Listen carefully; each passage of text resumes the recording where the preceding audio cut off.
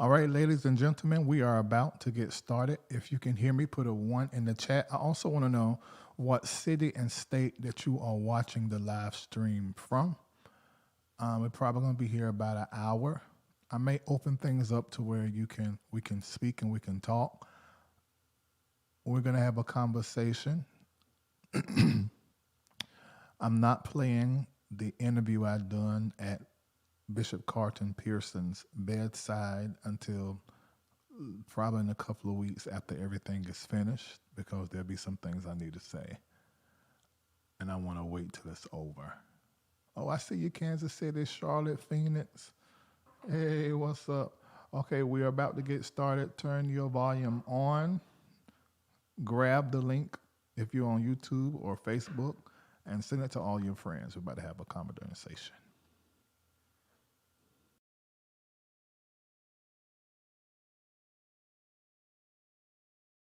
Multimedia personality, comedic commentator, songwriter, recording artist, spiritual leader, author, and actor. Larry D. Reid is the founder of the MBN Network, owner of LDR Enterprises based out of Atlanta, Georgia, and the spiritual leader of the Reformation Church of Atlanta. You can catch Larry Reid on the BET Plus original series Kingdom Business and on American Gangsta Track Queens. Streaming online at BET.plus.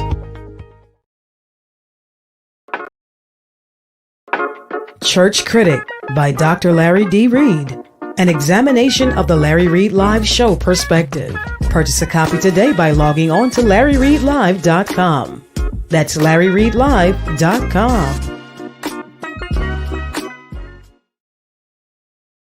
Join with people from around the world praying 15 minutes every Tuesday and Thursday morning at 8 a.m. Eastern Standard Time by calling 667-770-1402, code 974-8029#. Bishop Carlton Pearson in the 70s, 76, 78, and 83, as shown here, was already connected to the white Christians' evangelical movement, but they trusted him.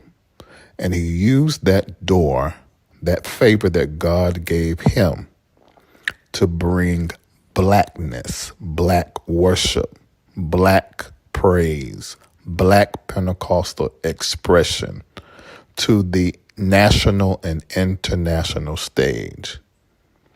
To this day, as he lay in his bed of transition, black, white, red, yellow, everyone is paying their tribute and thanks.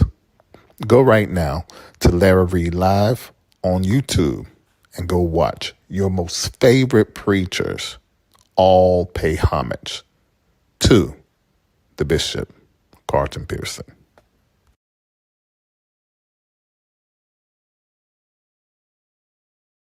Language and change those perceptions.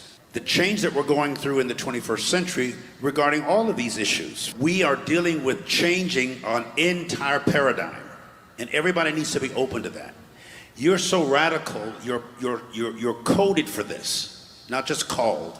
You're coded to take the heat for being, you can't help but just say stuff. It just comes out of you.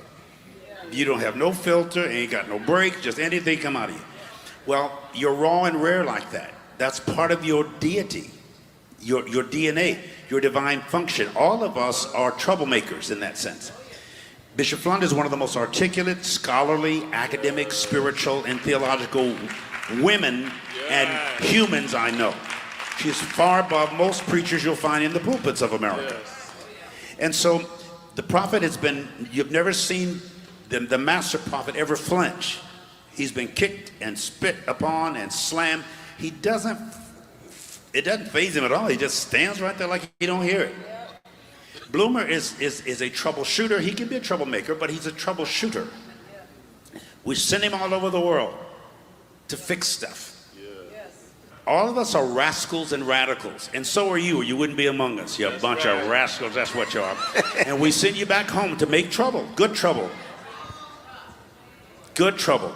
Get in it, make it, because it's changing the culture. So realize that the King James Version of the Bible, which is the most influential book in the Western world for the last 400 years.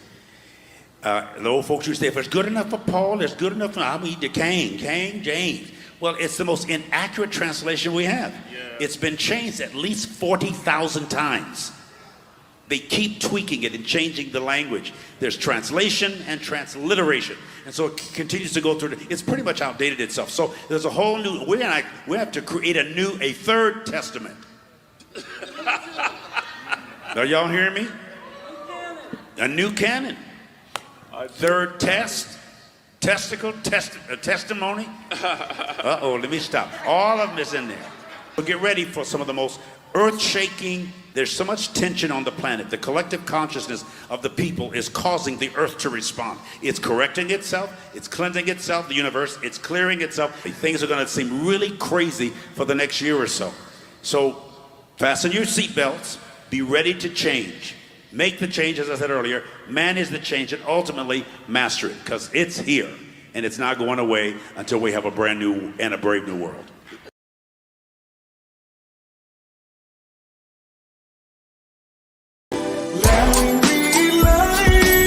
We're about to have a conversation.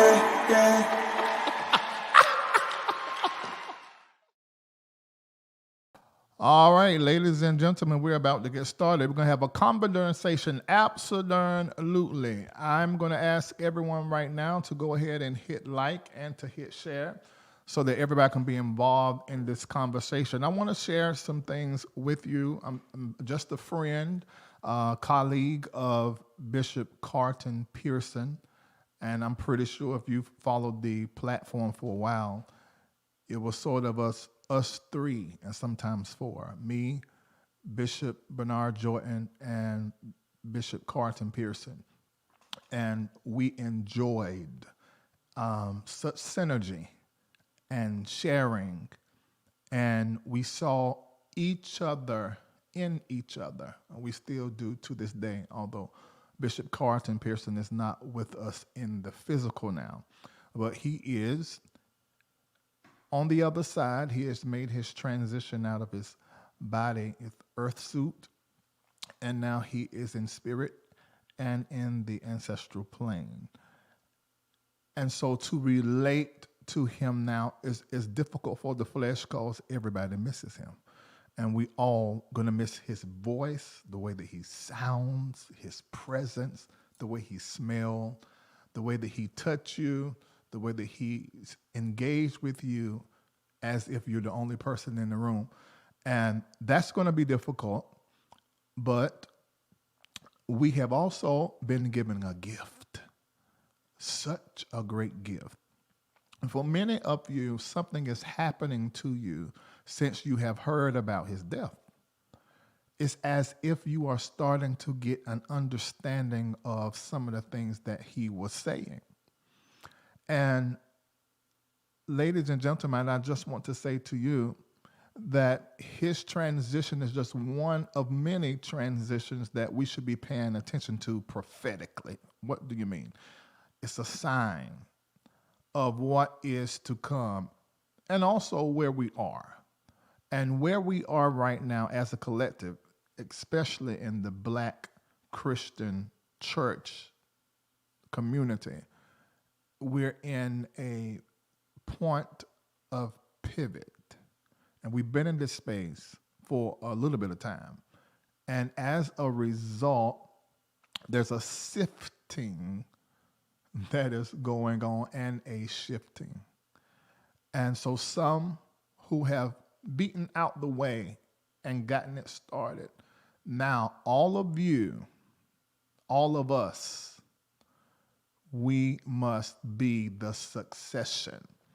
In this situation, with the passing of Bishop Carlton Pearson, there's not one person that we can go to say you're the successor and you have his spirit and you are the one that he passed the baton to finish the work. This is not me saying this only, but this is what he said on his bedside, which I'm going to show it to you. That little clip I actually put on my IG a couple of weeks ago. He said this, his teacher, Oral Roberts, would say, there's no success without a successor. And Carlton said, but I say there is no success without succession. And he began to point to some of us in the room to explain and describe what succession is. There's probably an energy, a spirit, an anointing, a ghost that is holy, one that comes from God or the ghost of Carlton, that is beginning to stir you up in a way, and you're starting to say, okay, hold on, let me look at some things. What was he really saying? We heard what they said he said. We heard them denounce in charisma him and separate themselves from him publicly. But what did he say? So somehow in this conversation, and I'm just deciding to just bring you into his last few years and even his last few weeks and things that he said to me directly. I'm sure he said some things to some other people that have been with him 10, 20, 30 decades. I'm one of the ones that he met over the last 4 or 5 years. And what he said to me, first of all, our meeting was absolutely divine. It was orchestrated by my mentor, Bishop Bernard Jordan, who is one of 2 people, according to what Bishop Carlton Pearson said at his bedside, that was there for him. In his own words, he said, and you will see it, he said, everybody, and I want you to wrap your mind around this. And the reason why I played these clips opening up is so you can see how it's clear God favored this black guy from the ghetto to have favor with power. At that time in Pentecostalism, you had a whole lot of white people that were holding huge stages that no black people were on. But he was the reformer. He was the one carving out the way, and he took his black privilege. And I want you to hear me really clear, because there's nothing wrong with black privilege or white privilege.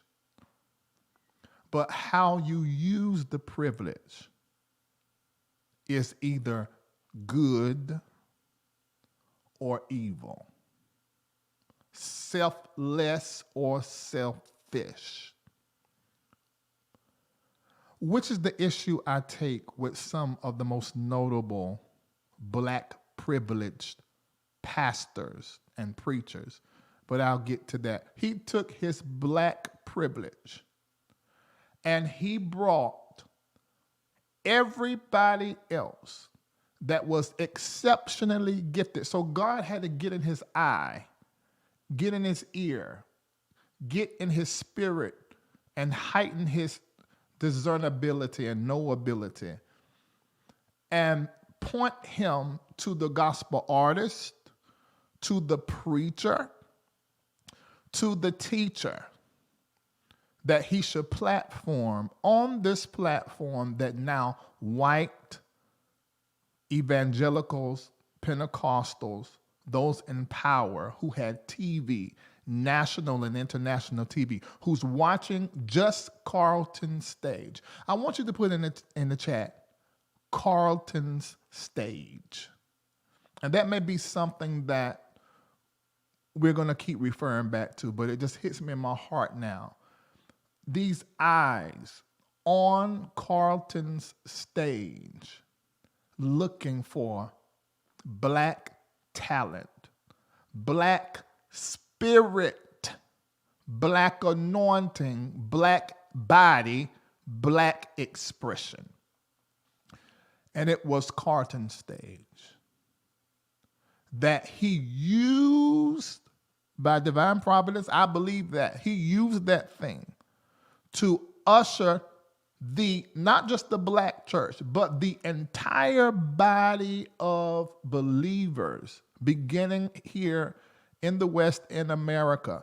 He literally caused the church to live longer, because there was a dying out that was happening. Now, locally, the churches were still on fire.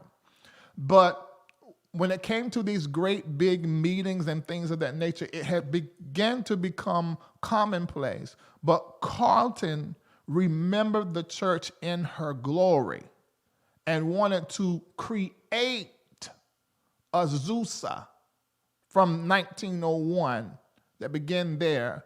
And he wanted to create it in present time. And God anointed him to do just that. And he poured on talent that the word and anointings and black spirit that was never put out into the world at this level. Carlton stage. That is something that is in American church history forever. And Bishop Carlton Pearson is Christian church in the West history. We will not be able to talk about church, Christianity in America as it spread abroad without mentioning this founding father. He elongated the lifespan of Pentecostalism and the black expression. He presented it with dignity. Yes, we hook a book and shout and speak in tongues. And then he began to embrace Bishop Jordan on that Azusa stage, who began to prophesy all of this and embrace the prophetic. And according to what he said, and you're going to hear it when I play the interview, he said the white people said, "What's this prophecy thing?" And who are these people? And what is that? He brought all of that up. You would not know Joyce Myers. You would not know Miles Monroe. You would not know some great singers. That was the first time I saw Karen Clark Sheard as a solo artist, separate from her sisters, because he put her there. LaShawn Pace Rose, same thing, to see her separate from her sisters because he put her there to sing. He brought all of these preachers, Michael Pitts, Bishop T.D. Jakes, opened the door to the world that they did not have access to prior. Their first time on national and international stages, it was Bishop T.D. It was Bishop T.D. Jakes, and Lord help me.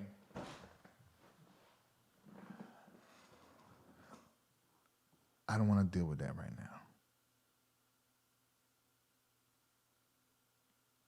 So Bishop Carlton Pearson, hold on, y'all, I'm swallowing Jeremy.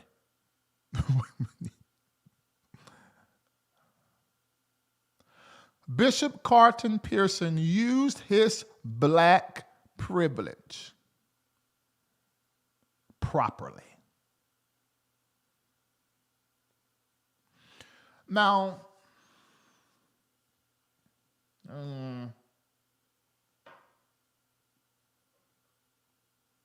let me say this. I got to dance a little bit right here. I got to say a little bit of stuff. Many of you had a problem with me calling out a particular preacher. And I need to make a statement about this because it's been played with and it's not proper. There are a lot of preachers and gospel artists who should rightfully, and we did see it, I played it a week ago, that was made by Mike Williams, organized by Mike Williams. When many preachers and pastors and friends came together, such as Gary Oliver, Noel Jones, Bishop Paul S. Morton, Michelle Williams, go watch the video. It's heart-wrenching. You can see these people hurting and loving and honoring Carlton Pearson. Beautiful. Because listen to me, I'm just a friend. I'm his friend. And I would say one of many, but I'm going to say one of few in his last years. And I don't think the collective understand why I was calling out Bishop T.D. Jakes. So I'm going to make it very clear, okay?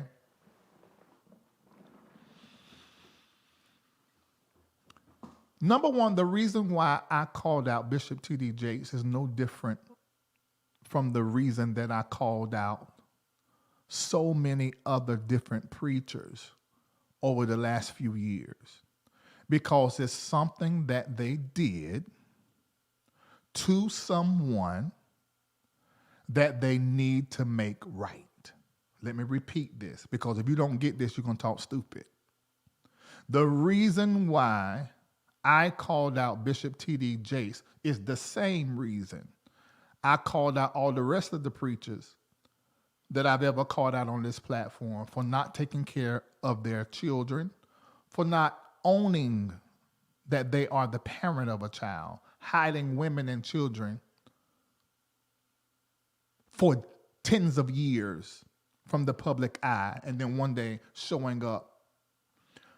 Any kind of practice that was inhumane, I call it out. Not just that, doctrines and teachings and ways of going about and how they say this over the pulpit, I call it out. Y'all, it's not just my job, but it's my calling.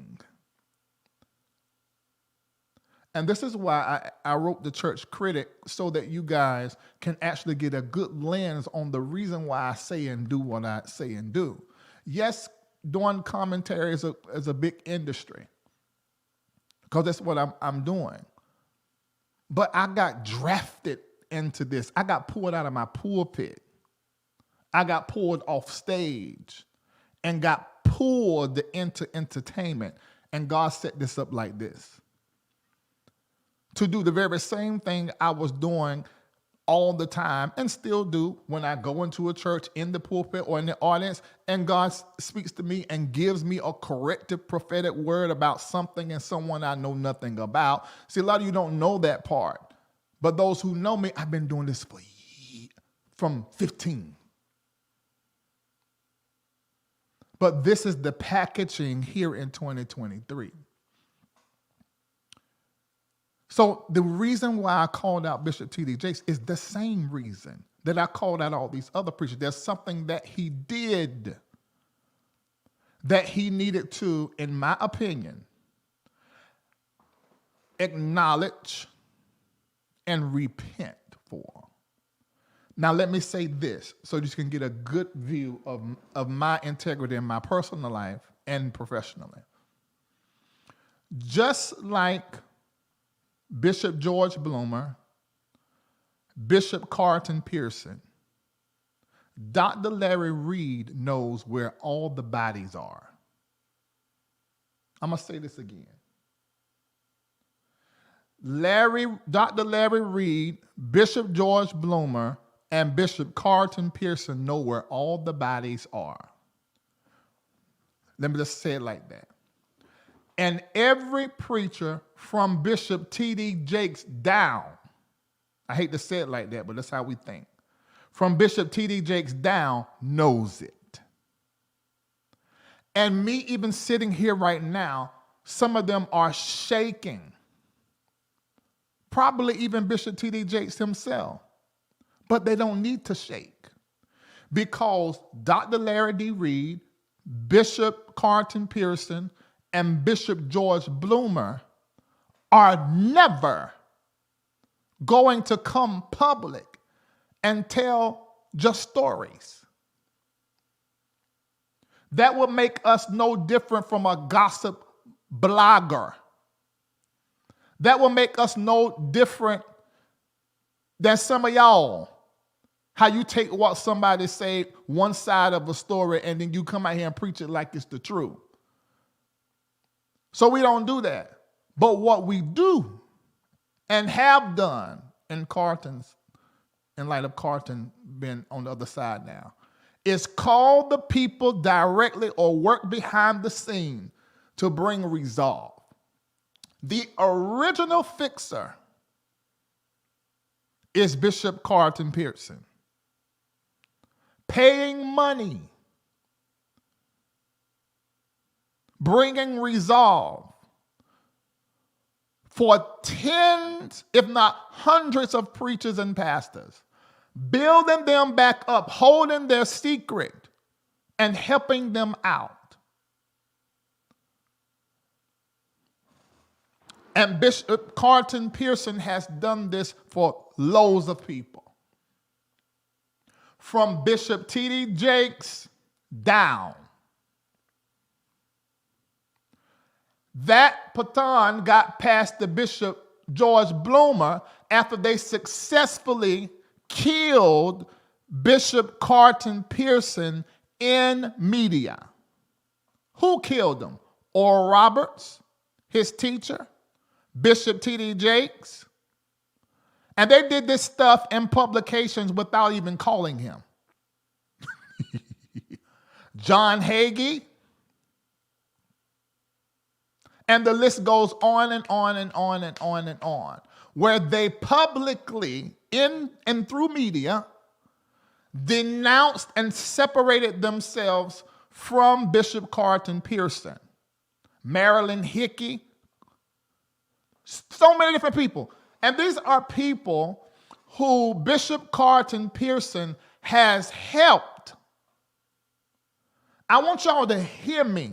And I don't want you to look at these people like gods. Bring them down like your family members and tell me what's wrong and what's right.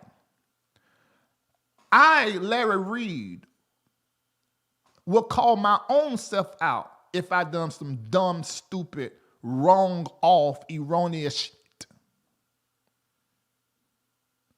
I will call my mama, my dad, my sister, and all these people will tell you that I've been like this my whole life. I just got saved, got filled with the Holy Ghost. The prophet mantle hit me, and that made it worse. And because Bishop T.D. Jakes done this to Bishop Carlton Pearson, which was the nail in the coffin when it come to black Pentecostal churches, and did it and knew how it injured him and never, ever acknowledged it and apologized for it. Okay? You can't make nobody apologize. And let me be very clear. Me calling Jakes out, and I'm probably going to mention some other pastors today, and that post I made, I done it for like a week. I talked about it. Was not me trying to get T.D. Jakes to apologize. Because you can't make nobody apologize, y'all. But I was just doing my job. I'm pretty sure some of you guys got that job in your church, in your family, in your business. You the one that correct or call out, however. I was just doing my job. I'm still sitting in this seat doing my job. And let me say this. I'm doing my job the way Spirit give me to do it and the way that Bishop Carlton Pearson told me to do it. I won't be saying nothing publicly, so y'all can not be scared, y'all preachers.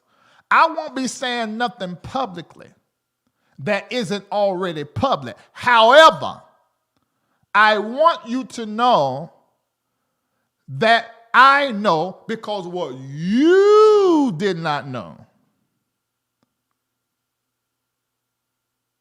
is that I was helping the fixers. Because the fixers know my integrity.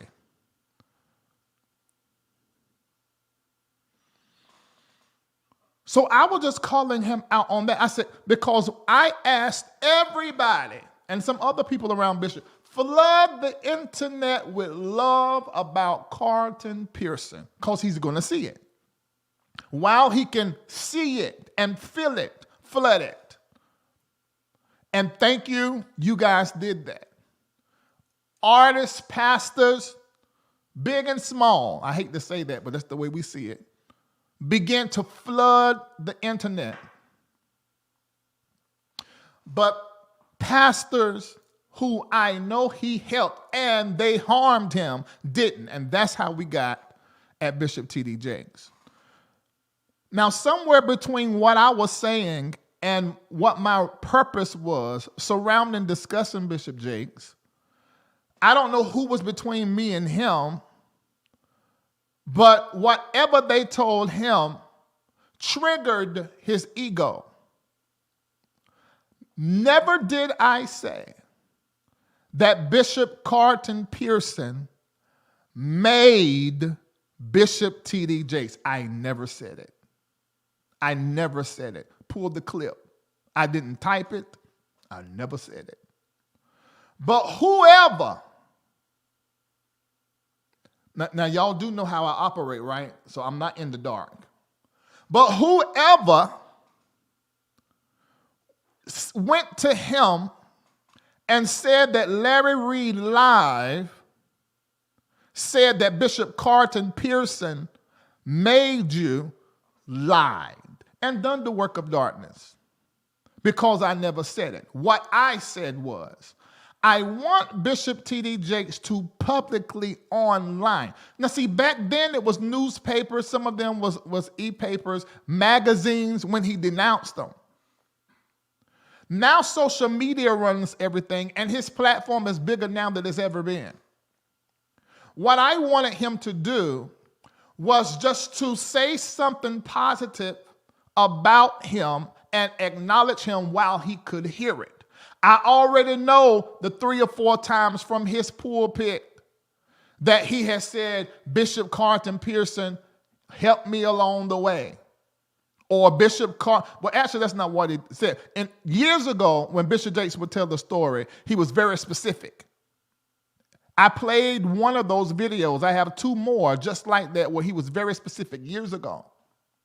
But then after Bishop Carlton Pearson done 2 things, y'all hear about the gospel of inclusion. Let me tell you what it is. The gospel of inclusion that Bishop Carlton Pearson preached, lived, and taught was embracing everyone in love and treating them kind as Christ would. Period. Now, I know what they told you. I know what they got you hung up on. 2 of the things they got you hung up on is him wrapping his arms around the LGBTQAI+ community. And 2, listen to what I'm saying, because what they told you is not right. Him not believing in hell in the way that he has preached it and the church preaches it. He did not say he didn't believe in hell. He just said that hell was not reserved for you and I. But they lied to y'all, used media, because this was about taking a man out of power who did not play the dirty games and who really was so loving and so big-hearted and kind that his love was like naivety. And they played it. So this is the reason why I was saying to Jace, Miles Monroe is gone. We have people who y'all know I have a problem with some their ethics, like Pastor Jamal Harrison Bryant. I have a problem with his ethics around being a father. And he came against Carlton Pearson on TV and online over to again. But even he, when he would see Bishop Carlton Pearson, treated him with utmost honor and respect from his pulpit. Let me give you an example. I'm show you what they posted today. Here we go. To have all of you in this place. I'm appreciative to have really one of the standard bearers of 21st century Christendom who has been an illumin for this generation and the previous generation. I'm honored, I'm humbled to have a living legend with us. Help me thank God for Bishop Carlton Pearson. Won't you please stand, Bishop? I'm honored to have you with us this morning. Come on, let's give God a hand clap of praise for him. Most of the people who you listen to, most of the people you watch, you would not know if it were not for Bishop Carlton Pearson. I'm so honored just to have him with us on this. Now, did y'all hear that? He said the same. I hadn't watched it, but he said the same thing that I just finished saying. If Jamal Harrison Bryant, who killed Bishop Carlton Pearson, could have enough couth, conduct, care, kind concern to honor a living, breathing legend that we killed, and we killed skillfully. What do you mean, Reid? Because let me say this to you, ladies and gentlemen. Every pastor, every preacher you know that kills Carlton Pearson's doctrine actually believes his doctrine behind the scene. What is his doctrine? Embracing and loving each and every person on the face of the earth as Christ would. And they also believe that the finished work on the cross saved us, blood washed us, and we are never going to hell. Hell, because we are saved, we're not a fit for it because we are blood washed. I don't care if you sin. That's what grace is for. Am I telling you to sin more? So, no. I'm not telling you to sin. But what I am telling you is that you have been changed in the core of your soul. And if you lean into that change through prayer, meditation, and whatever else you want to do, you become more and more of your best self. And you become like Christ, not because you're scared of hell. That was something that Carlton wanted to destroy and get out of our consciousness. But we're so married to hell and that we have graduated hell, which is the idea that really isn't that old. But graduated hell to the cross. We have put the hell right beside Jesus and his blood, made it a part of our faith and one of the tenets of our faith. Hell is not one of the tenets of Christianity. It is one of the constructs out of church culture and church politics and church power.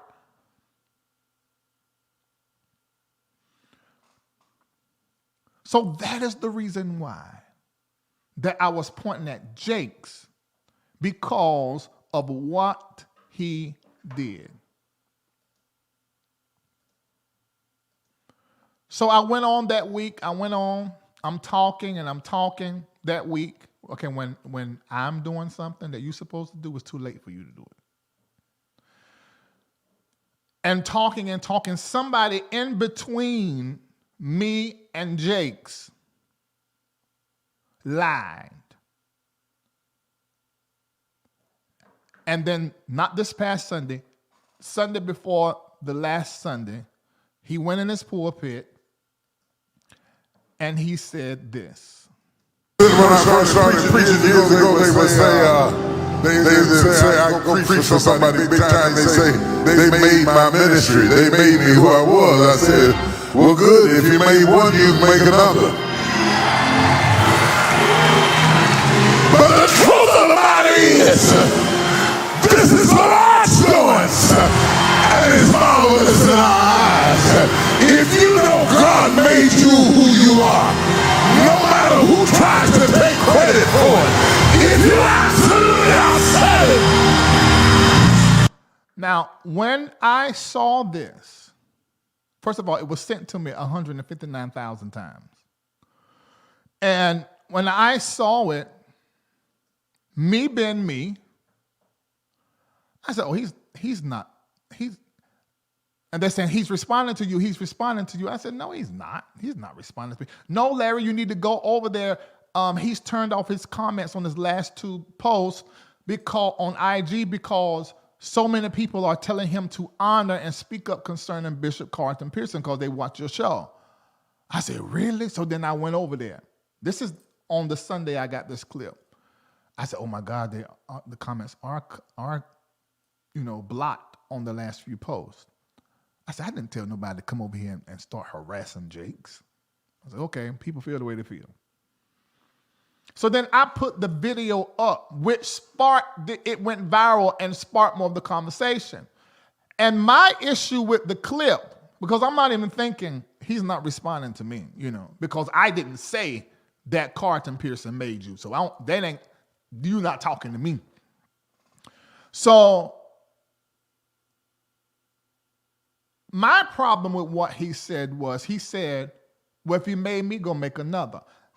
Now, God in his infinite wisdom just had him to say this because to those of us that are spiritual, we immediately realize something about Jakes, that he's egotistical and that there's some kind of narcissism that is in place to say,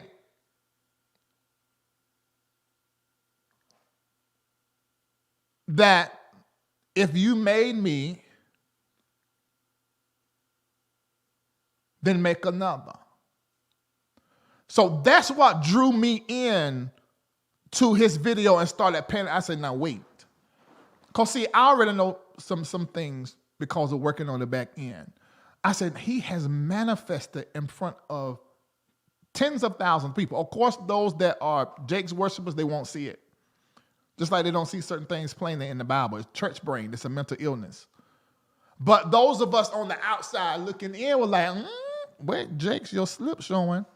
Now where's this coming from? Hold on. Larry Live all week long been talking about how Carlton Pearson staged him. And we wouldn't know who he was if it wasn't for Carlton staged him. He must think Larry's saying that Carlton made him.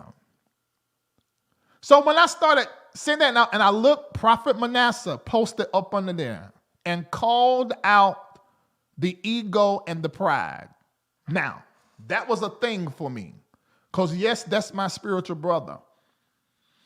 But I know Manasseh and his dad normally move in a certain kind of grace. Now, behind the scene, I know, they cut when they got to cut. But publicly, they're not going to say nothing like that. But when I saw Prophet Manasseh, now let me say this, because if you watch the platform, you already know this. We're talking about somebody who was in a very close relationship with T.D. Jakes. Let me say this, but it's been said, I think, if not, I'm saying it, and I did with the back end. Who bought him a car worth hundreds of thousands, I think it was a Bentley or Rolls Royce, who have sold millions into Bishop T.D. Jakes, who come up under the post and say, this is pride. I was like, wait. What's the wait. Not you. Not publicly. You know everybody reads my comment section. I said, oh, Jesus. So it was little stuff like that that made me say, let me really look into this. Then Pastor Dedrick Hatton went in the comment section. And he said, well, I don't know if he responded to you, Larry, but if he is, and he sounded off, calling out the same thing I've been calling out. And because church culture is the way that it is, that's why I wear the title church critic well. If it is the way that because it is the way that it is, it's not our culture for our leaders, our artists, our entertainers to be rebuked or corrected. So when they need to be corrected and rebuked, those of us that call it out, we the wrong. When they doing the wrong. Crazy. So when I saw Prophet Manasseh, Pastor Dedrick Hatton, I saw everybody that was in there. I said, Reid, maybe you're being a little naive. He was responding to you. So I said, let me go back to his page.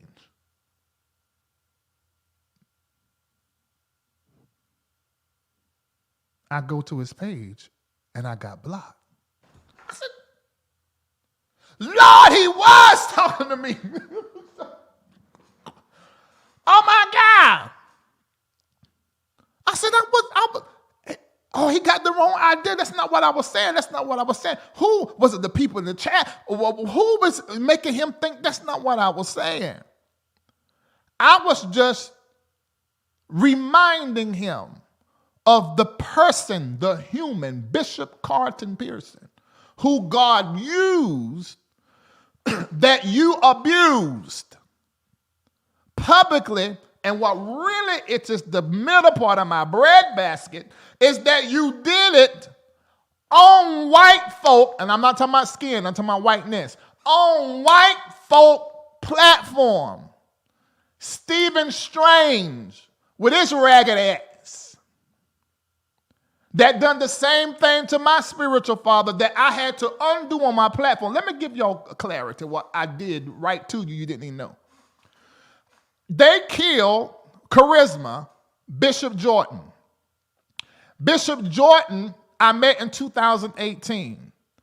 I was running ads for many different platforms, schools and churches. Bishop Jordan, being the businessman he is, looked at my numbers, looked at what he was paying Facebook to put stuff out. He said, take that money and give it to him, and went into a contract that ended up being a 1.5-year contract with me.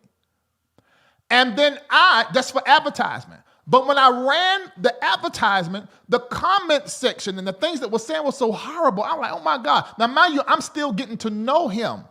I hadn't embraced him as my mentor until 2019. So this is all going on at the same time. Then I was doing advertisement for the prophetic college. I was doing advertisement for anything he had. We were in a contract. So I had to bring him on because everybody's saying he's the money, prepared for prophecies. I said, that's not true. I found that out myself. But that's the power of media. The same thing is happening to you right now. You're being bewitched by CNN, MSNBC as relates to Israel and Palestine. Smoke and mirrors, lies and deceptions. So I said, okay, I'm going to have him to come on. Interviewing was never a part of our contract, if I'm not mistaken. No, I didn't make it a part of the contract because I was trying to justify that price. But I didn't need to justify it because I had the numbers. And I had him to come on remotely. And I talked to him about everything except money and prophecy. And what the people in the chat begin to see, they're able to see Jordan's heart, his spirit, his integrity, his wisdom. He's brilliant. They said, I don't get with that money, prophecy stuff, but this man, I enjoy when he come on the platform. When I would bring him on, at the time, my normal numbers would be between 3,000 and 4,000 live viewers. When he would come on, it would be like 600. So it was hurting me trying to help him. And I'm pretty sure people were bothering him in his age group about me because of the work I was doing. But we weren't listening to what nobody else was saying. We were looking at what Spirit was saying, and then evaluating each other, getting to know each other. And one day he called, he said, I should mentor you. I said, nigga, I don't know. I mean, that's basically what I was like. I mean, we all right, but I don't know you like that. Now, mind you, my authorities back home won't fill in him, although I had 4 of his books. So I had an ear for him, but then I didn't. Ultimately, I embraced him, changed my entire life, upgraded my entire life. If he was sitting here, he would say the same thing to you about me. But right now, I'm bigging him up because it's the truth. He changed my entire life. And I said, this man is a jewel, and the church killed him, and people not listening to him because of white media. Because then the black privileged pastors begin to parrot it and put him out of what they were doing. When I met Bishop Carlton Pearson, I already knew that he had been stamped anathema. He did not have the finances to go into a contract with me. But something in my heart said, do the same thing for him that you did for Jordan. I said, well, he ain't paying Jordan money. He can't do it. But the Spirit in me said, do it. Now, I had to do it before I really got to know Carlton. And when I got to know him, same thing with Bishop Jordan. Y'all, you got to have a walk with God and know the Spirit for yourself. Bishop Carlton Pearson, and this is no lie, I said this behind the scenes to my community several times. I was totally enamored with Bishop Jordan's heart and his way. Holy, holy man. But he's a Gemini and hit the right button and you about to get Larry Reid live. But Carlton Pearson, I need everybody to hit like, what the hell y'all doing? They 3,613 of you. Is that what they're saying? And 242 likes on Facebook. That's why I don't fool with y'all. I just swallowed Jeremy. Please hit like, damn it. Anyway, so, right, I see somebody put in Winans. Yeah, he platformed them. The list is too long to even name. Now, when I met Bishop Pearson's heart, my hand to God, I am not lying. And this is the God-honest truth. I do not know. Now, you know, I was raised by the church mothers. I do not know and have never met any male or female, old in the 80s and 70s or young, who was more like God, Jesus, than him. That's no lie. I have never felt the vibration of God's love and care and concern and holiness. Bishop Jordan is holy too now. But Carlton's, and I was so impacted by that. It changed me. Totally changed me. I watched him after going through 20 plus years of being stabbed in the back, talked about, robbed. I watched people rob this man since I've known him. Thousands of dollars. I have not seen, I don't know. That can only happen to someone who has had an encounter with God or worked on themselves. I have not ever seen, his personality is like God. Then the Spirit in him is like God. He is the greatest example of the heart of God in the earth I've ever met, ever. Somebody said, how in the world he get caught up with it? He must got off somewhere with that with that gospel of inclusion and just loving everybody's stuff. What he done got off. There's no such thing as that. I'm gonna tell you exactly how he got to the gospel of inclusion. His heart is so filled up with love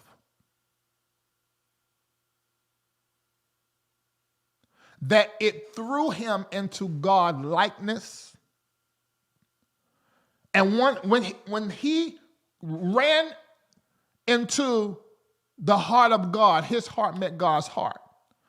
I think God began to share things with him that he wasn't sharing with people at the time. And it put him ahead. I 100% believe that. Because I've never seen nothing like that. If you had a problem with Bishop Carlton Pearson, you had the problem.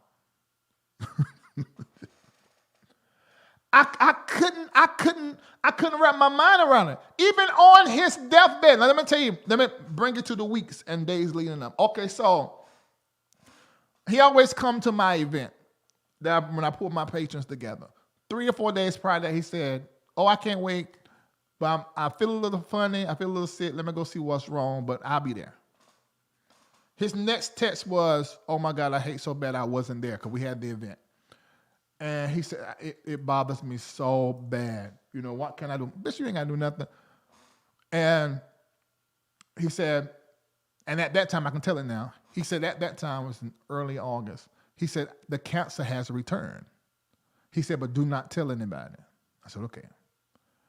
So he's coming live. He's telling y'all he's battling something in his body, but he's not really telling nobody what it is until way later on. And this was after conditions got worse. He went septic, that's sepsis. His whole body was ravaged with that. And it hit me. Now, if you watch my initial live when I announced that he had cancer and that it was terminal, about a year and some change prior to that, he came and sat right here. And when it did around my feet, I felt sickness, which is one of the things. My gift is sight, but hearing and feeling sometimes, you know, that the clairvoyance all the time, but sometimes them other clairsenses show up. And I felt it, and I mentioned it to Mako, and Mako like, because whenever this happens like this, typically, there have been a few times I sense the sickness, I tell them about it, tell them what to do, because it's not in that window. But normally, if I'm moving like that, this is unto death, and no longer than 2 years. 2 years is the longest it's ever happened. If I sense that, you can start the clock. And Marco said, I said, well, maybe I said, you know, just it's whatever. So then he came back again. He came to Reformation. I seen it. We celebrate birthdays. We'll get together many times a year, us three. And I felt it again. That third time, it happened a third time, I felt that. I said, okay, this is a problem. Marco, this is a problem. So when he starts telling me this year in August, I said, oh my God. So I'm on the phone with Manasseh and Bishop Jordan, and I'm telling them this. I said, y'all, they said, oh, but he just going. I said, no. I said, if he does not transition because of this, I said, I will be shocked, and it will be the first time in my entire ministry. And Manasseh, no, Larry, really? No. You know, he's Michael Jackson. Larry, really? No, that can't be. Don't say that. I said, it's not something I want to say. I love him. I said, but I'm telling you what I see. I said, this is it. So then, why are people calling me that's supposed to be my friend and don't know I'm live? You don't follow my platform? Text him and tell him I'm, no, text from your phone and tell him I'm live. So, fast forward to November. So by this time, the whole world knows everything that is wrong. When I first put that video up, immediately Bishop Pearson told me, said, everybody and their mama is calling me. I said, yeah. He said, Bishop Jakes called me, don't tell nobody. He said, but he did call me. Now, Bishop Jakes put it out. The only reason why I'm saying it now is because Bishop Jakes put it out in a post. And we're going to read that post. I have something to say about that post. He said, Noah Jones called. He was telling all the people that called. I said, okay, that's good, you know. He said he was telling me about some doctor and this, that, and the other. He said, but Larry, he said, the chemo that I've done is almost, you know, it hurts so bad, or whatever treatment it was. He said, it hurts so bad. And he said, I don't want to do all of that. He said, I can do some stuff naturally. He said, but I'm already in so much pain and I am tired. He said, he said, I'm at peace with, you know, whatever happens. He said, but everybody, you know, his family was not, you know, they weren't having that, and other people that loved him, so it's not really, they wanted him to do other stuff. And then you saw him come live. He said, well, I guess life chose me, because he started feeling better. He said, and I guess, he said, I feel like living. But that wasn't how he was probably like a week or two prior to that, because we had the conversation. So we are seeing him fade and go into the next life. So we're some weeks out from his transition. And so Bishop says, Larry, I want you to make the announcement about the cancer, and I can't remember what it was, but it was like something that nobody knew had been said online, and he wanted me to make the announcement. Now, at this time, I get introduced to Julian. I already knew who Majesty was. We had talked before on the phone. She has my number right now, if you remember. Unless she called me from my daddy phone. Because she was supposed to talk with my daughter about something. And Julian, I hadn't met Gina, but I knew her name. And so Julian calls me and he says, listen, we want to keep as much private as possible, so do not tell them he's at hospice, because people in Tulsa will find out and they will look for him. I said, oh, I know, I got that. I won't do that. But I can tell the family didn't know me. They're getting to know me now. But they didn't know me, so they did not know who I was. Because when most people see, oh, he's a talking head online commentary, they throw me in the world of gossip. And they don't know that's not what I do. I do commentary on what is public.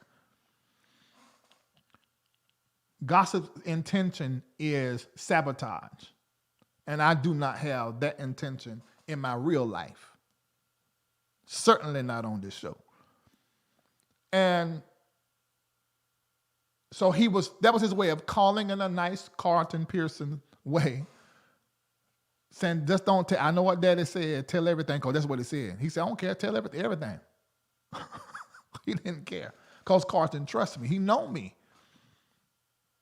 And he has a revelation about me. And that's one of the reasons why. Let me not talk about that part. That's why I'm going to miss him. Anyway.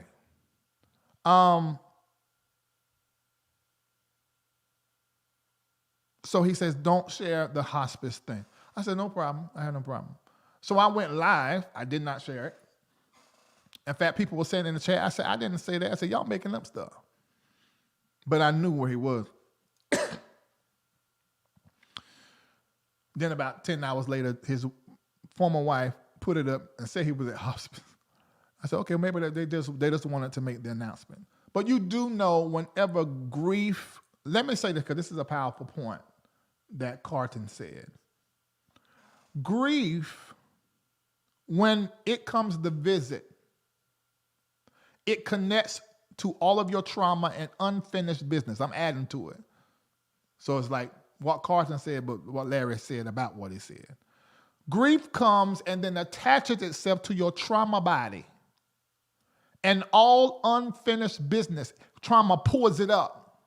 So although you're trying to mourn your mom, your loved one, and deal with all of the business and stuff around that, now your vices and all unfinished business gets poured up That's why you see these fights at funerals. And then all this drama starts happening. Because grief goes in the gut or belly. And if you're not in the practice of praying in the Spirit, allowing the Holy Spirit to wash your belly, out of your belly shall flow the living waters. If you're not in the practice of that, whatever idol, whatever passion, all unfinished business, because you know everything you deal with, everything you go through, that energy settles in your belly, around that root chakra. And it's unfinished business there. So in grief, that heightened emotion, that process of healing is what grief is. It comes and it connects with the trauma and it's demanding healing and addressing to everything. But you know, folk don't do well with keeping their soul saved. So bullshit start hitting the fan. So I don't know. When she posted that, I don't know if his sisters was okay with it, if the children was okay with it. I don't know about any of that, but she posted.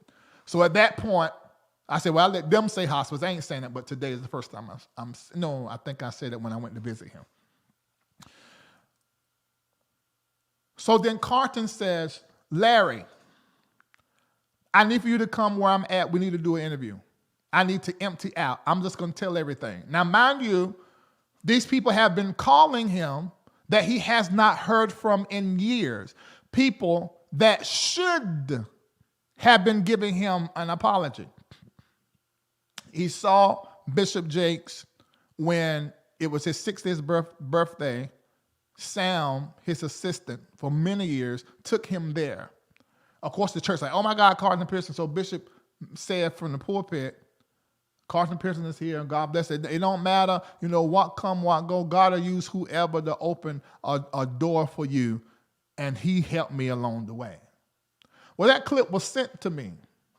I said, what the Farouk is a help along the way, and why his face is tight? Now, at this time, I did not know that he helped kill Carlton Pearson in media.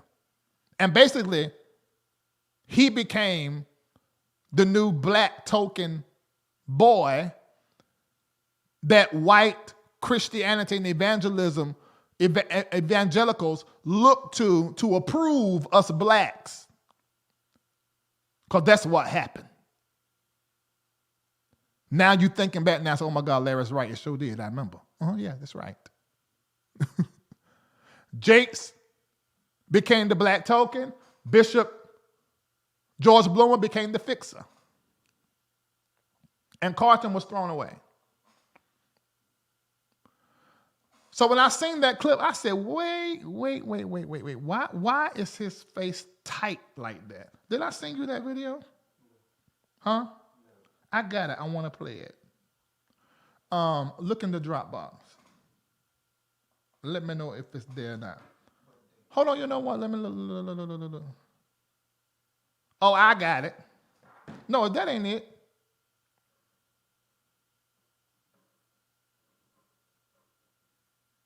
Let me see here.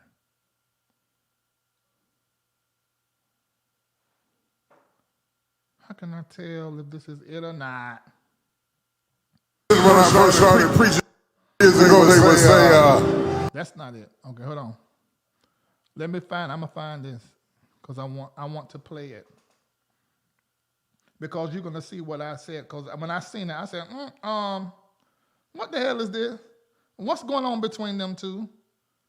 What's the problem? That's exactly what Larry Reid said. I got it. I'm about to play it. As soon as it come over to the, it said it failed. Are you hitting something? Why is it saying it failed? Okay, it's coming through.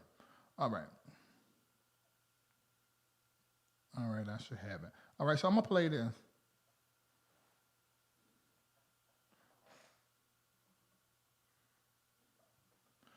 Tell me if you see it. Because this is what made me be like, okay, what is the history here? Because that something ain't right. Here it is.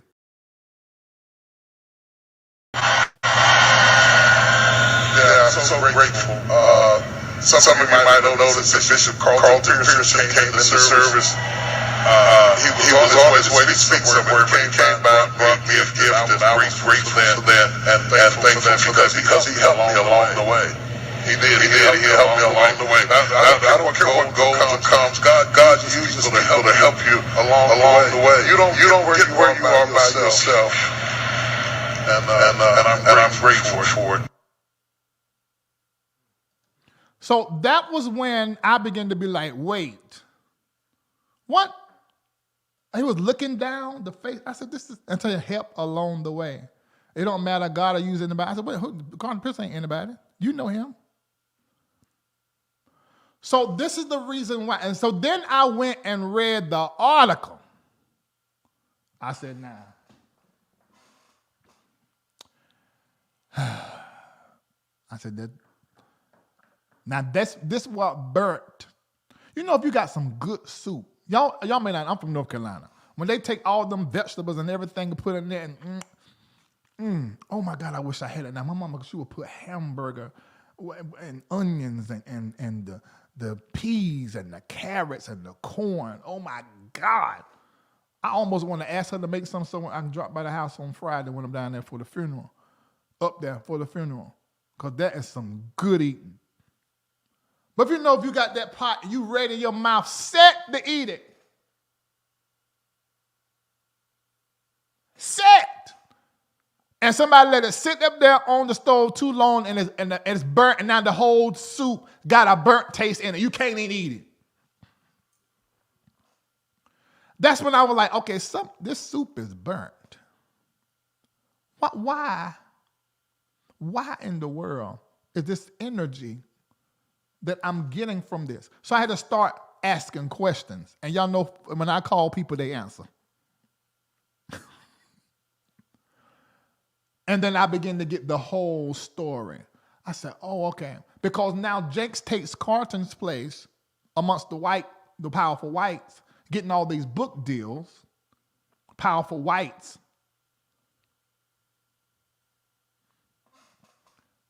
I know some people that were involved in that whose names I'm not going to call, but there was some, yeah. I said, well, let me go back to when he had to disassociate himself from Carlton. Now, let me see if I can do this naturally, because I'm going to have to share screen. I think Erica showed me how to do this. Share screen. What's this down? Google Chrome would like to record this computer screen audio. What is it doing? Oh, I got to turn it on. Okay. Put the password in there.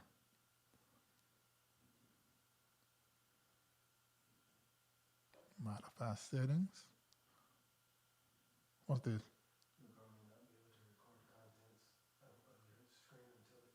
Okay. Hold on, I got to quit this. Now. Oh, no, there it is. Okay, share. Let's read.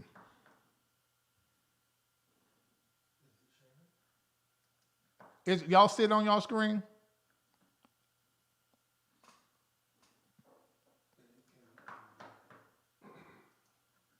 All right, here we go. All right, let's go to this. Get it big as possible. How can we make? Can you pop this out? Now, I copied and pasted this from Tulsa World. It's written by Bill Sherman, who's a world religion writer. Now, I'm going to read this, and let me tell you what you're going to uncover. You're going to uncover what Bishop Pearson really believed, and you're going to see the pastors who joined to destroy, kill, remove, bankrupt, take food out of his family's mouth. Now, when I play this interview, Bishop Carlton Pearson puts all of this in his own voice. And he says, nobody except these two people, one of them being my mentor, checked on me. Now, I want y'all to let that sink in for a minute. He said, nobody checked on me. Now, when he is telling this in the interview, like he did in other interviews here, he gets caught up in you see his whole body. Y'all, I've seen this so many times. His whole body cry. Do y'all know the cancer that killed Bishop Carlton Pearson, that snatched him out this experience into the next? The root cause was the abuse, rejection of the church and its church leaders. He hadn't even thought about it until I said it to him. He said, I didn't think that. He said, but now I know. It was exactly that, and I carried it in my body because that's when my first bout with cancer happened, when rejection first happened, and I pulled out of that. You'll hear him say how many years he had a UTI that wouldn't clear, and how the doctor didn't do his job. He had to fire him. And Carlton, in his own voice, said, it's like the doctor was trying to kill me. You'll find out how long he went not using the bathroom. He tells it in his own voice. And he says, these people never came to see about me. After he explains the people he's opened doors for, he said they didn't check, and he began to cry and see if my children was eating. They didn't check about my marriage. I got divorced. He said nobody checked on me. And if you watch the show Come Sunday about his life, which is true because I've done an interview after that, they set him up. The video is still online. And one person faced, and we cool now, and he don't see this like this now, I'm sure, is Bishop Greg Davis. And he rolling his eyes as Carlton is talking. These things were not even, he wasn't even coming to see all of them up there. They ambushed him and made him give answer for something that he was still trying to understand the revelation. And they made him say stuff, the media, charisma, they painted him to say stuff he didn't say. In this article, you're going to see out of his own mouth what he said. Let's look at this.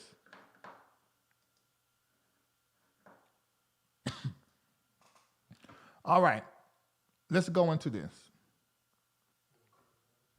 Huh? Oh, yeah, because if you don't, I ain't going to be able to read it because it's too far over there. Okay, here we go. Bill Sherman, world religion writer. All right. Dressed casually in an open white shirt and no clerical collar. The Reverend Carlton Pearson was relaxed recently as he sat in his office at the High Dimensions Family Church and discussed a controversy that has rocked the world. Tulsa's high-profile pastor, mayoral candidate, and I didn't know he did that, and Grammy-nominated singer has paid a high price recently for straying from the Orthodox evangelical theology. Orthodox evangelical theology.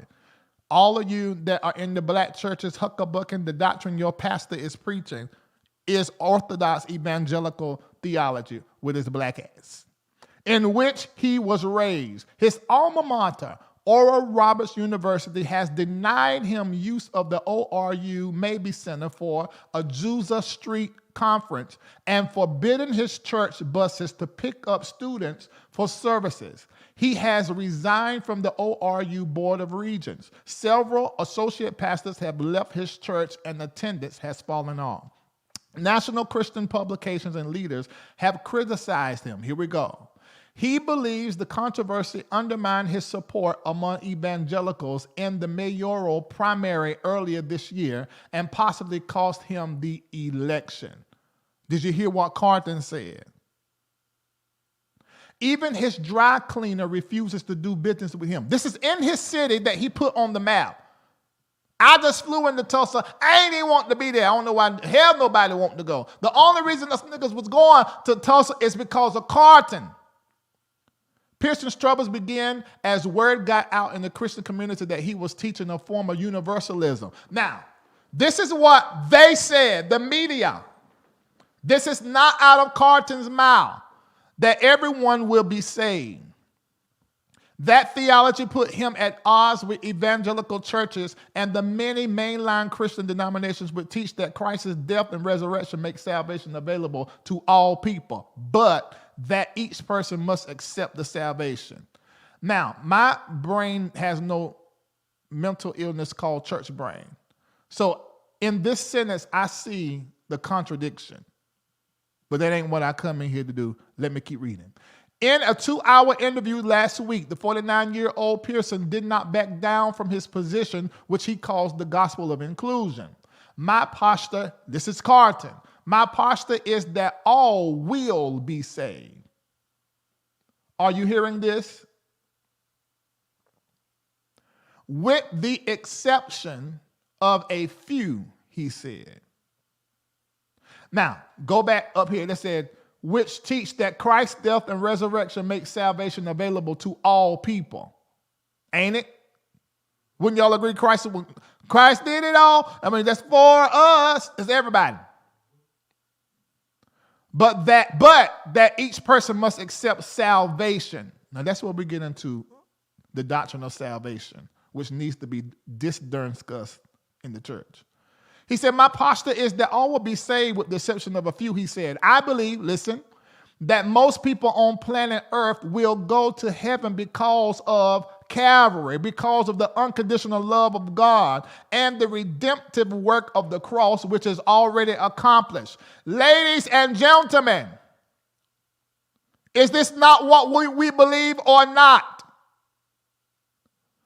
This is pure Christianity prior to the invention of the idea of hell. He said that includes sincere people who do not directly acknowledge Christ, Muslims, Hindus, and Buddhists. The traditional evangelical view, he said, is that all will be lost except the exception of a few. So it's the flip. See, he believing that it's only going to be a few that's going to be in hell. But the religion, because of power, control, and politics, but it teaches that only a few gonna go, but most gonna go to hell. You see, those evangelical Christians who have accepted Jesus Christ, that's the few. They think that salvation is triggered by an act of faith on the seeker's part, he said. I say it is more important that you accept or acknowledge Christ or that Christ accepts you, which is the gospel. Which is the gospel. Pearson said he still believes in heaven and hell. Oh, really? But that's not what everybody be saying. And that there will be souls in both places. But hell will be for those few people who, what? Deny in their hearts that there is a creator, who have a disrespect. Those that have a disrespect for deity. Now, I want you to check the smoke and mirrors that you have listened to and the people that told you what he said versus what he said, and what he said on my show. Because it's the same thing he said on the show, basically. And his concept of hell differs from evangelical orthodoxy. So why did they kill Bishop Pearson? Because he believed that Jesus is God and came to save the world. I'm not making this up. But ain't that what we're supposed to believe? Or this is a good boy club and Jesus, is selecting who going and who ain't. He said that's inconsistent with the nature of God. I am reevaluating that. I am reevaluating everything. We've taken a very narrow view of everything in the scripture rather than a broader, more inclusive view. That's where that gospel of inclusion come from? Pearson said he still believes in the authority of the scripture. In defense of his position, he listed numerous scriptures that state that Christ is Lord of all, not just Christians, and that he is the Savior of the world, not just Christians. Oh, listen, if this man was a reformer, this is 20-something years ago. Ain't it? Or 30. He said the Bible states that God determined the exact habitation of all people. He knew there would be billions of Muslims, billions of Chinese. Why would he give them life and then only give salvation to those few who were born in the right place at the right time to hear the message of Christ? Pearson said he's been an evangelist for years and will remain one. The message the world needs to hear is not that they need to accept Christ to be saved. He said, but that God loves them and has already reconciled them to himself. The job of the elect or Christians is to tell the world the good news that they are heaven bound so they can begin in this life to enjoy their salvation. He said he has been formulating this message for 7 or 8 years and teaching it in his church for several years. It became more public recently when he said on the TBN network that the world is already saved, they just don't know it. Y'all hearing this? I bet some of you like, oh Lord, that's all he was saying. Since then, according to information from the publicist Vincent Young, local pastors have rejected him, and his congregation, one of Tulsa's largest, has begun to dwindle. National television preachers John Hagee and Marilyn Hickey confronted him over the teaching, and his mentor, ORU founder Oral Roberts, y'all saw that video I put up when he prophesied about him, denounced him in a 12-page letter. Young said ORU President Richard Roberts criticized him on his national television show. 4 associate pastors have left the church, at least in part because of his new teaching. 2 of them, contacted by the World this week, would not discuss it. Pearson's longtime friend, listen here, Bishop T.D. Jakes, pastor of 26,000-member Potter's House Church in Dallas, what is that? Told Charisma magazine that Pearson's theology is wrong, false, misleading, and an incorrect interpretation of the Bible.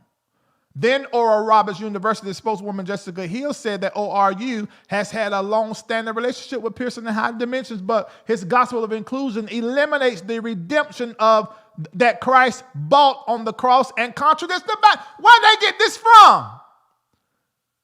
Scroll up, ho. You didn't hear what he said? He didn't deny the redemption of Christ. He actually is saying how powerful it is. That it saved the world. For God so loved the world that he gave his son, who then gave his life in the place of ours. She said Oral Roberts Ministries did not renew Pearson's Azusa contract so as not to give the indication that we are in support of his teaching, and asked higher dimensions to stop picking up students on campus. Gilbert E. Patterson, presiding bishop of Pearson's Church of God in Christ denomination, issued a statement formally distancing the denomination from Pearson's teaching. Pearson said he respects those who have come out against him, but was disappointed that they had publicly denounced him without first privately talking to him. None of them has studied, it's him talking, none of them has studied what I'm saying or had an in-depth conversation with me opening up the scriptures, he said. I've been hurt by the attitude of friends who have demonized me and disappointed in the vicious reaction of some of the brethren. I love ORU and I'll always be supportive of it, he said. I'll always love Oral Roberts. I'll always revere him and I'll never abandon him. He never did. While Pearson has said he is open to counsel and correction, he believes his theology is right. He told Charisma magazine that a careful study of the scripture will reveal that his position is entirely scriptural, logical, and theologically sound. He said that during the first 500 years of church history, universal reconciliation was an accepted doctrinal truth. And that's the truth, It's in the books.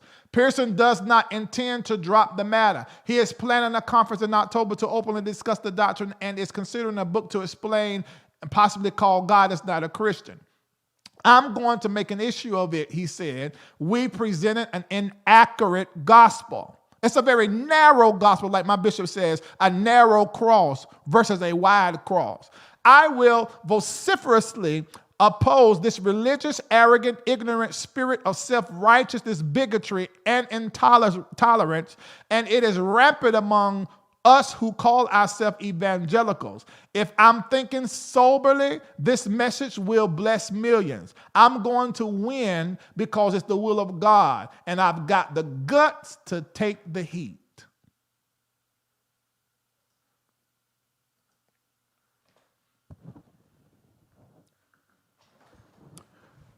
Let's tell the truth. And let's hold the church accountable for killing its own that built it. Let's hold these preachers accountable that are even right now in my comment section and on their platforms saying we should not honor and dignify Bishop Carlton Pearson because he was a heretic. That's a lie. It's made up. It's not true. You just disagree with some of the things he said, and it's profitable for you to play politics and to publicly say over and over how you don't agree with what he's saying and how y'all not on the same team. Y'all, this killed Bishop Carlton Pearson, possibly even earlier than what he should have transitioned. Are y'all listening to me? Okay, I want to look at a couple of posts. We looked at Jamal Harrison Bryant post. Let me play that again because folks don't never let him know when I praise him. They only tell him when I drag him from being a terrible, horrible father. Oh, I done deleted it. So we can't even play it again. Pull it in there right quick. I'm going to play this again. We current day now, and then I'm going to be done. This is what Jamal Harrison Bryant posted today to honor. Now, mind you, if you watch Lexi, he was up there going up against Carlton. He's used his platform to go against Carlton. But, here we go. I got to say this. And y'all have got to hear this. But he had enough humanity. Because, y'all, this is the problem. Let me say this statement. The lack of humanity is the noise that the church is making in the world. What is the noise we're making in the world? The lack of humanity. And the world is taking note and running away from us and throwing away our sacred text. They say the Bible ain't nothing to it, ain't prophetic, ain't nothing to it. And at the same time, denying whatever God or Christ we worship and serve because they don't want that either. Why? Because we lack humanity. In the words of a Christian, we do not exemplify, hold within ourselves, and show up in the world as Jesus, who is love. I want everybody to put in the chat, we lack humanity as a Christian community. We lack it. That is evangelizing the world versus our Jesus. Our churches are empty. Don't you believe them fake studies? And everything that glitter ain't gold. These churches are in the red. And the problem is that the world is advancing in information. And the church want to keep putting you in a 2,000-year-old book and shouting over the prophecies that have been fulfilled.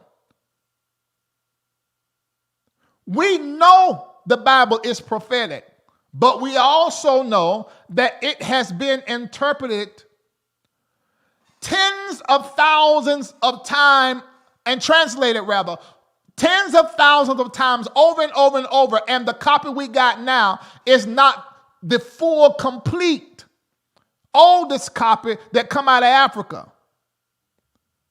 The Ethiopian Coptic Bible. That's the oldest, most complete Bible that predates the King James Version, I think, by 800 years. And we have copy after copy after copy, then 1611, then 1947 last adjustments. And that's what we got now.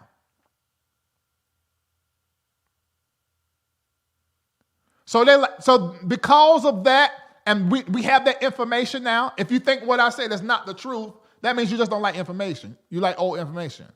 But we're in the information age, in the tech age. So now we can research that and see, oh, so this Bible I got has been touched,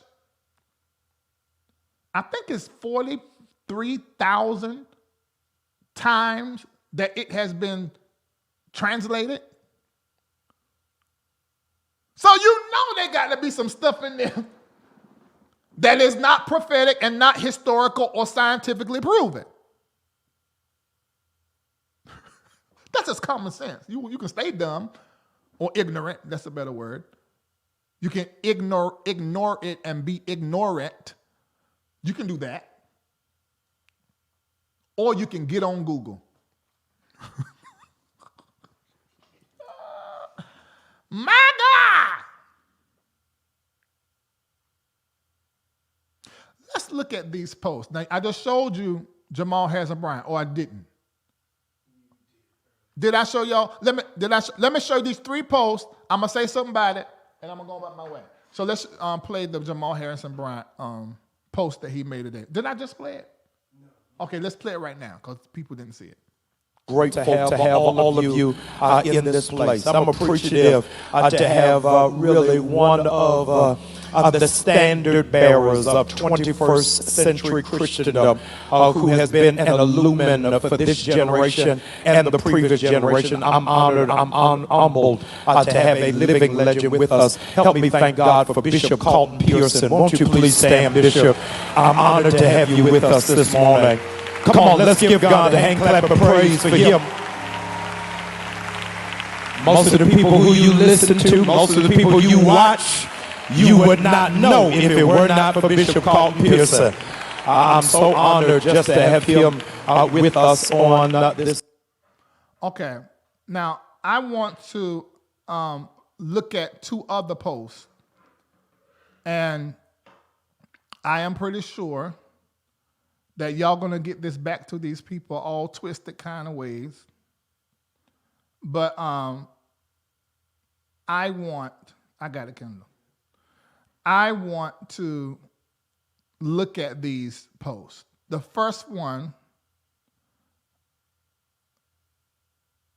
that I'm going to look at is Bishop Jakes. Okay, we're gonna read this. And then I'm going to tell you what I think.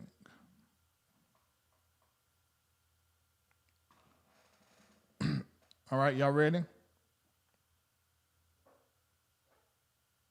Bishop Carlton Pearson has been relieved of his suffering. His melodious voice and many sermons were for many years a source of inspiration on TBN and elsewhere. I grew up watching him on television when I was preaching in a storefront church in West Virginia. I spoke with him a few short months ago upon hearing of his suffering. Even then, he was kind and jovial as possible. Though his voice was weaker, it was still radiant and resolute. After connecting him with my own personal physician and discussing treatment options, I would have never told y'all that, but hey, he put it out there. I continued to pray for his recovery. The last time I was in the room with him was during the final Woman Thou Art Loose conference. Last year, in front of over 20,000 people, mostly women, I spoke publicly about how Woman Thou Art Loose was lifted to its long tenure of prominence because Bishop Pearson invited me to speak at Azusa during a day session hosted by his late mother. Only later was I told Bishop Pearson was in the building shedding tears with all of us as I handed the mantle of this event to one of my daughters, Sarah Jakes. I recognize, okay, let me say something right here. So him saying this was to reiterate, now I know, to me and the commentors, that he has publicly acknowledged and give Carlton Pearson his flowers. And as I said at the top of the show, that's great. And I said that he had done it. And I told you how many times and I got the videos. However, I wanted him to make a post like this while Carlton could see it, because what he is saying publicly is not the way the conversation goes with Carlton or went with Carlton. This is not something that Carlton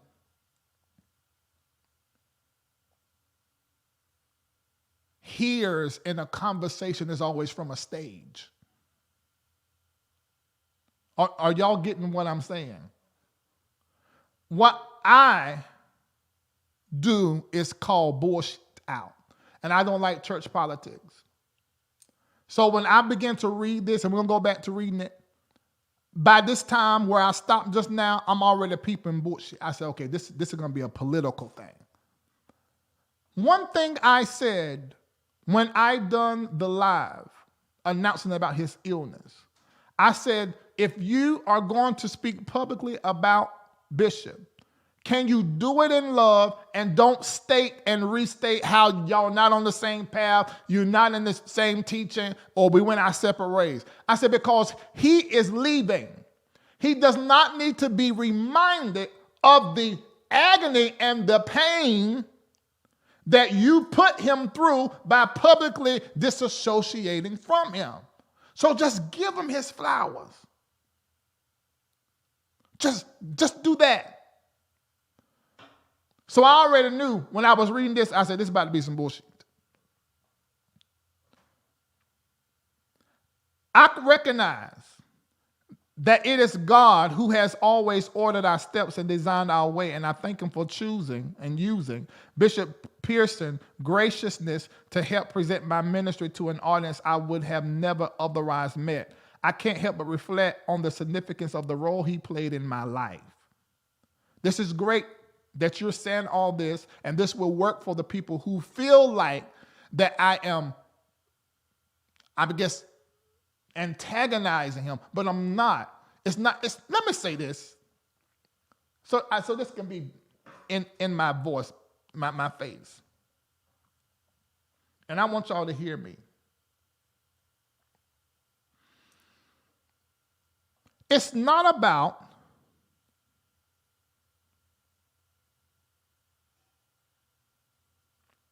who is wrong, because y'all caught up in Bishop Jakes. Bishop Jakes is representative of a political, calculated, sabotage, energy, spirit, and way that runs the black church. But y'all looking, Jakes. This is just the vehicle. This is just the manifestation. Because it's all going to play out in this post.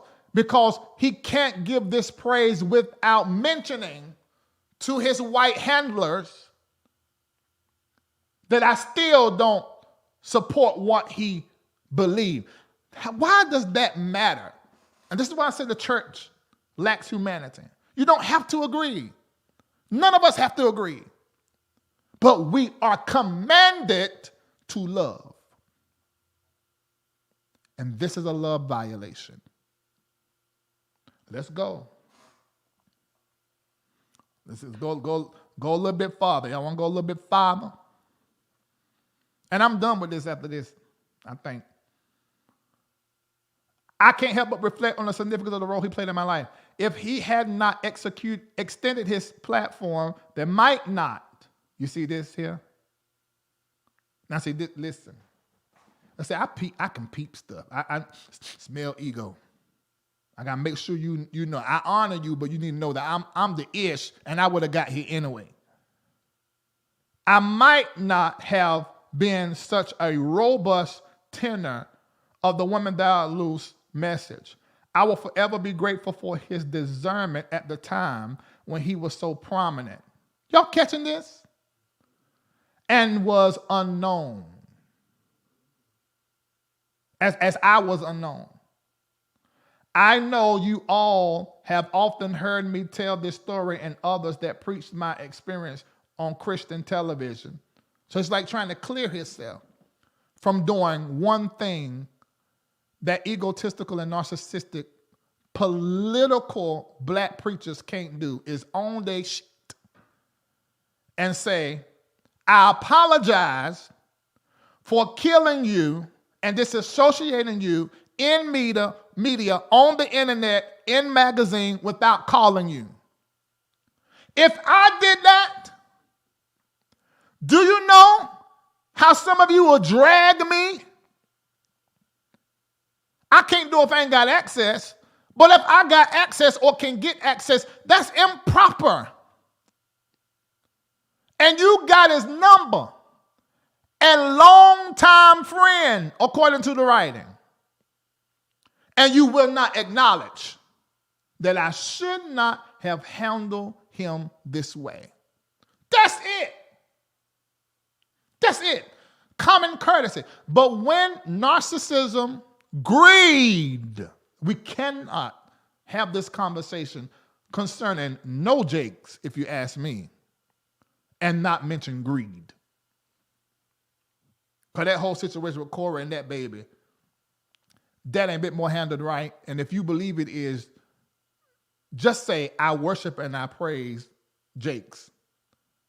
And I cannot love him and correct him. I can, because I honor and love Jakes. Jakes changed preaching. This show ain't about Jakes, but if it was, I can do an hour, 2 hours on Jakes and tell you how it impacted my life. But this ain't it. He needs to be called out and wrong. And we need to put a pin in it and pay attention to what his actions is saying about his character. That's a problem. And that's the reason why all the rest of these preachers can do what they do to people. But they don't have Jake's money or name to cover it up and to polish the bullshit and make it shine.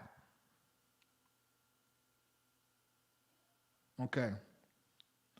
To his family and especially his children, please know you are in our prayers. None of us know what the future holds, but we know God holds the future. May God help us all as we continue the journey together, looking towards a better place. Thank you, Lord, for this bishop who left an indelible impression on the lives of so many. I'm truly saddened by his death. I know he is, because I know you love him. I know you are. Because you know him like I know. You know his heart. But like I said, Bishop Carlton's love is like naivety. I watched him let folk do him all sorts and kinds of wrong. All roses have thorns.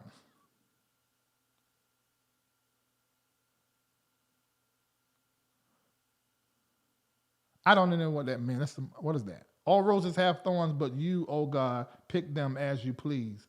Oh, no. I got it. You see this? Okay, I didn't even see this before. Kendall, do you see what he's saying? He's reference to Carlton. All roses have thorns, but you, oh God, pick them as you please. It's like that bend and that to that thing.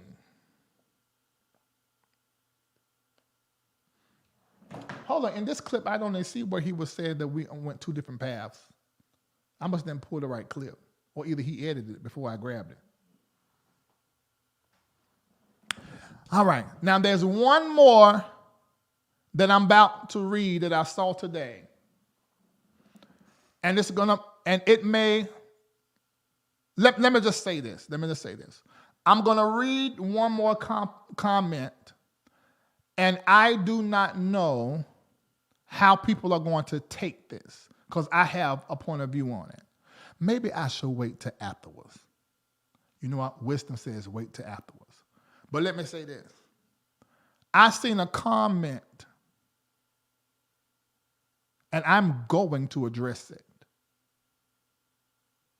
But I need to wait till after these 2 funerals I'm hearing that they're going to have, one at one church and one at, what's that man named with the spit? Mike Todd Church.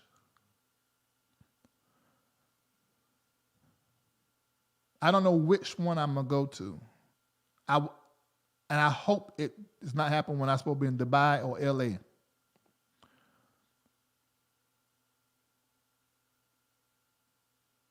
I'm going to wait for 2 reasons to read that. One reason you'll understand later. But that's a whole problem in that post. Same Jake's thing. The second thing that I'm going to say this right now. Okay. Can y'all see me? Hello? Can y'all hear me real good? I'm going to say this, then I'm going to go. Lord, I done been here an hour and 50 minutes. It's like an old LRL show. Are y'all ready? If you're ready, put in the chat, ready. Go ahead and say it, Larry. Ready. And I'm going to say it.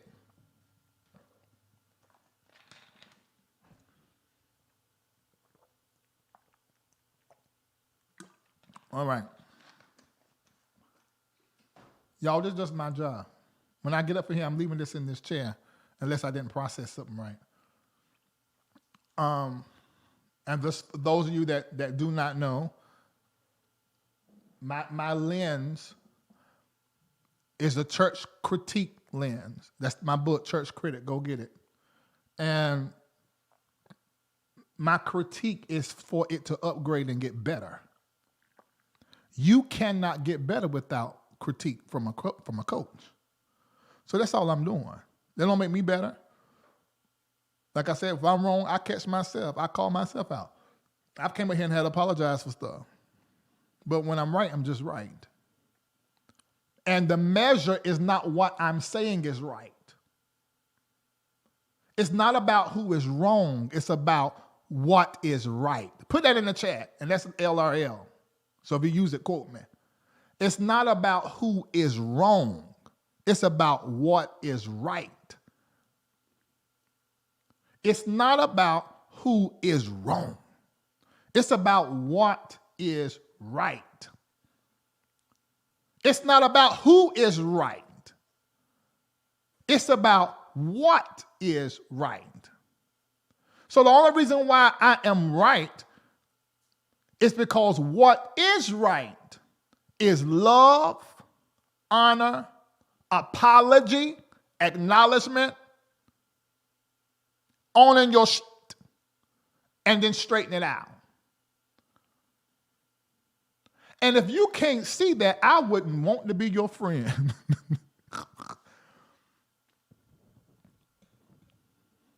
All right. I'm going to say this. Take that down. I got this other one queued up, but I don't want to do that because of Julian, Majesty, Gina, David, Mike, what's the thing start with an M? Malachi.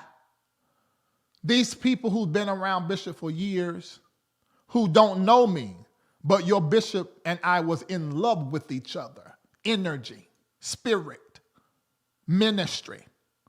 So y'all don't know me. So, but I love what Carlton loved, and he loved y'all. So I'm not going to say or do something that can make it difficult. So I'm going to wait. But I am going to say it, and let me tell you why. Because Bishop Carlton Pearson, in his brilliance and prophetic spirit, said to me from his bed, do not allow my family, and I know what he meant by this, is what I just said, to disturb your freedom and keep you from doing what you are anointed by God to do. And I didn't understand fully what he meant then. But now in this chair, I really get it. Because I love what Carlton loved. He loved his family. And although they don't know me, and probably at this time, because remember, grief comes in and everything unaddressed, unfinished, and unhealed comes up. It connects to the trauma. It is very possible that these people have seen the worst of church leaders. Some of it I know they have. Because people that weren't even in relationship with Bishop Pearson and came online to kill him flew to Tulsa to see him. But they don't know who stuck beside their daddy in his last 4 and 5 years, financially backed him. They don't know that. But because I love Carlton and I know he loved them, I'm not going to say this, but I am. I'm just not going to say it right now. But let me say this part. Bishop Carlton Pearson told me, possibly somebody else,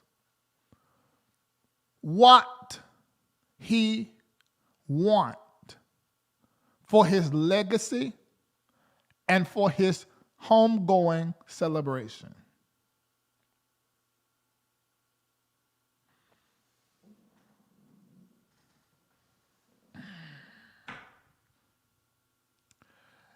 And if that's not carried out,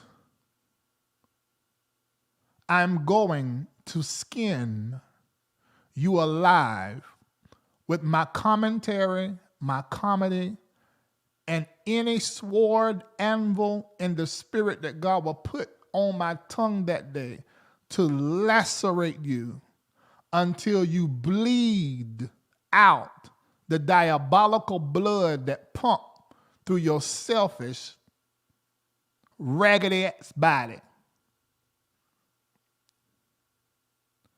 Because he told me more than once, and he probably told some others that he loved around him. I'm not the only one. And then Larry recorded it. And then turned around, he said some of it again on camera in the interview. So mess around here. Because there's already too much dishonor that I've seen towards Bishop Carlton Pearson on Beyonce's and Obama and them internet over the last 4-5 weeks. Now, what you not gonna do without reprimand and repercussion is then in his homegoing celebration do the opposite of what he said he wanted. That's all I'm gonna say. So I'm going to hold this last piece and I'm going to be like this. This is not because I'm so good, I'm so big and bad. I'm appointed and anointed for it, and nobody can do anything to me about it. Nobody can pull my plug but Jesus. But listen here, I got another side. I'm going to do the Larry Reid live thing, and then I'm going to do that other side. And God is going to use me and others to get you. So don't fuck it up.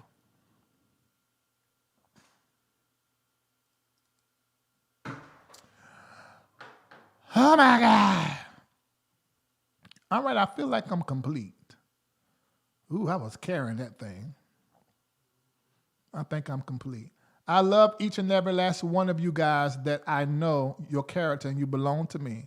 The rest of y'all, I don't love you for real, so I love you with the love of the Lord. Bye. Church Critic by Dr. Larry D. Reid. An examination of the Larry Reid Live show perspective. Purchase a copy today by logging on to LarryReidLive.com. That's LarryReidLive.com. Join with people from around the world praying 15 minutes every Tuesday and Thursday morning at 8 a.m. Eastern Standard Time by calling 667-770-1402, code 974-8029 #.